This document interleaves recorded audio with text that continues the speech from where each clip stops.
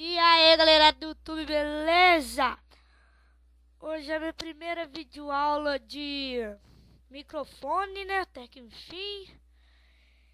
Que agora, hoje eu vou ensinar como ter muitos seguidores no Facebook. Igual eu tenho 406, mas essa conta que é nova. Então eu tenho 406 seguidores em uma semana. Bem, é fácil. Vocês vão precisar de nem programa, nem precisa instalar nada. Vão precisar de Você tem que entrar nesse site aqui, que eu vou deixar na descrição, que é onde você vai ter muitos seguidores. Para quem não tem conta, tem que criar uma conta.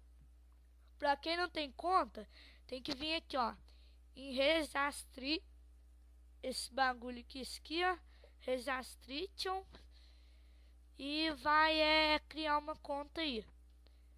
Mas eu não vou criar, eu vou fazer outra videoaula, uma videoaula ensinando a como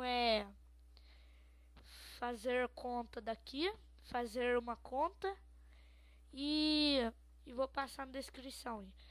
Bem, mas esse é só no outro vídeo. Agora nós vamos entrar na conta, na minha conta, né? Se vocês quiserem, entra nas suas quando vocês fizerem. Adiciona aí, galera, também, viu? Eu ia deixar pra final pra falar, mas segue aí, adiciona, ó, segue.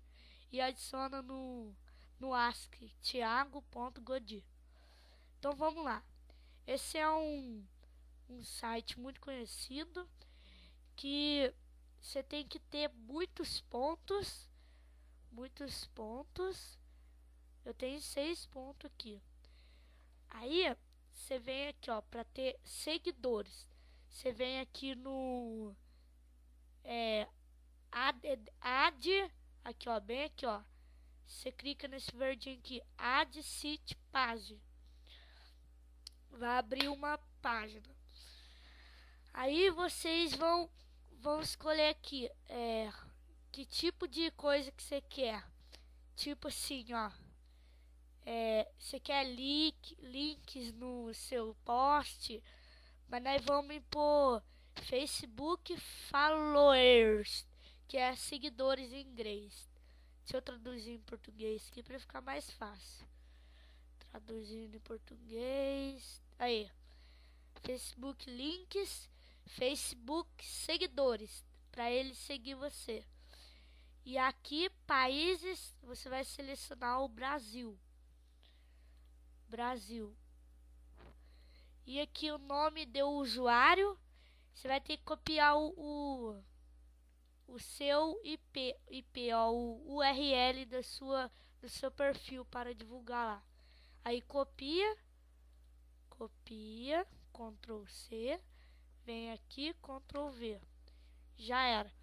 Aqui total de cliques, você põe em, e cliques por dia põe em também.